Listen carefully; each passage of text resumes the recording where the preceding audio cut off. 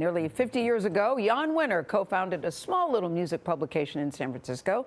The rock and roll newspaper was called Rolling Stone. He printed the first edition with $7,500 that he raised from friends.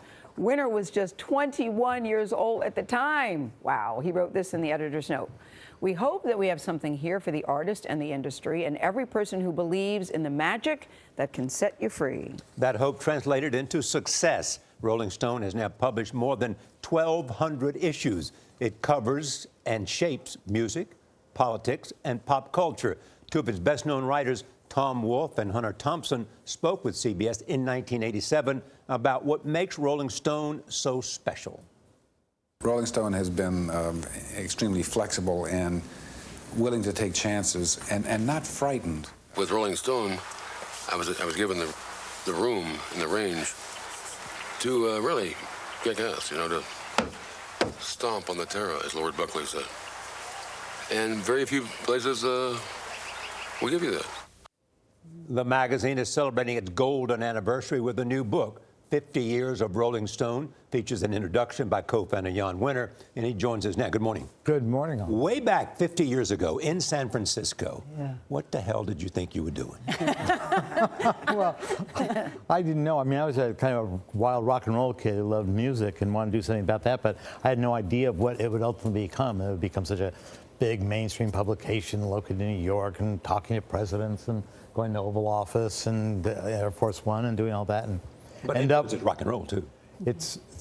Well, it all stems from rock and roll. As I said in the beginning, I think that when we started to cover music, in the beginning, we had the Beatles and the Stones and Dylan. They were beginning to form a kind of a worldview and a consciousness and an attitude, and it reflected that kind of the concerns of the just coming of age baby boom, which is kind of a new idea about politics, and society was alienated from then society, and it had a kind of a social mission at its core even then. And people didn't see that right away. We did see that, and we celebrated that. You must have been a different kind of kid, though, Jan, because you were 21 years old. I marvel at that when you look at the 21-year-olds today.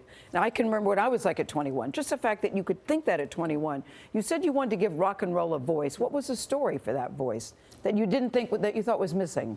Well, at that time, the few publications that covered music were really teenage, fan magazines. It was like little teenage girls. It was viewed as that kind of thing, and there was no coverage of rock and roll in the New York Times or the magazines or on television or anywhere. And really, it was just kind of, you could get rock and roll on top 40 radio in the jukeboxes, and we wanted to say something about it, and you could get it in Rolling Stone. And we sort of became a voice of it, and let the groups and the artists talk through us and explain themselves to their audience through us. I mean, it was a newspaper at first on a rotary press that you guys, the first time where you watched it and clicked your champagne glasses watching it come up, and now it's the magazine. In that first year, too, I mean, you had interviews with Mick Jagger and Pete Townsend. How did you get those interviews? Well, I think they saw what we were doing, as small as it was, and in San Francisco, which is way off the beaten track then.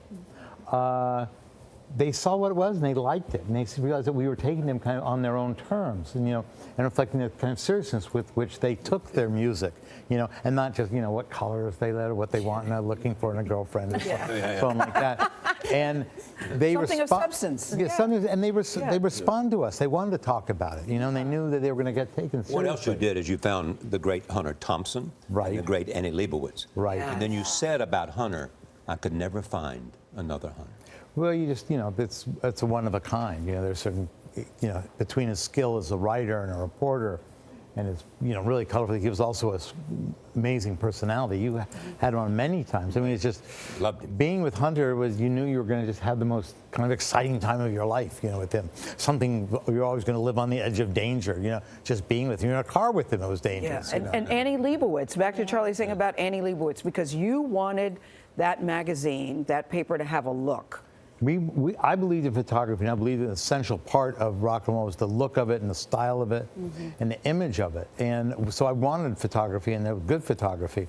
Now, Annie just wandered into our office on her own. She was a student at San Francisco Art Institute and gave us some pictures she took, and we started giving her assignments. And she kept coming back better and better and better. And soon enough, I mean, I had no idea when I saw her the first time that she'd end up being one of the world's greatest Picture's living iconic, photographers. Jan. The Pictures are picture iconic. of John Lennon And and Yoko Yoko. Ono. You say Right. that's your favorite picture? Well, it's not my favorite picture, but it's certainly the most astounding cover ever. Just the image itself is so powerful. And then it was published at a time when she was killed. And so it became kind of an inextricable part of what happened. And that image speaks to when he that was killed, yeah. really profound So change. 50 years concludes highs and lows. Yeah. Where do you put the University of Virginia Well, it's reporting? as a low. I mean, we made a really big mistake there. I mean, the underlying story and reporting was all accurate. It's an important issue, rape on campus. That nothing of what we said about Title IX enforcement has ever been discredited. We were right about all that. Unfortunately, the example we used turned out to be not true, and on that mistake, we got hung. You know, and it was a thing. You know, we've been doing this. Did it do damage in terms of you and the readers? No, it just was a upsetting incident. But if you do 50 years Yeah. of this kind of reporting and daring and It happened so rarely to you, Rolling Stone, This is the once in a lifetime thing. It happened as to other people. It's happened to Times. Now your son is going to be taking over, is the word. That's the word. How do you feel about that? What does he bring that you don't? Well, youth, energy, all the things that I once brought to it myself. No, Jan, you still have that. Can I just tell one quick story about Jan Winter? Yeah. When I first came to New York, he had a little party at his office, and I went over there, and I saw this table, and I loved this table, and I knew it would be a centerpiece for the show that I was going to do. And so I went to him and I said, "Can I buy that table?" Not And he just said, a "Go ahead." table, my desk.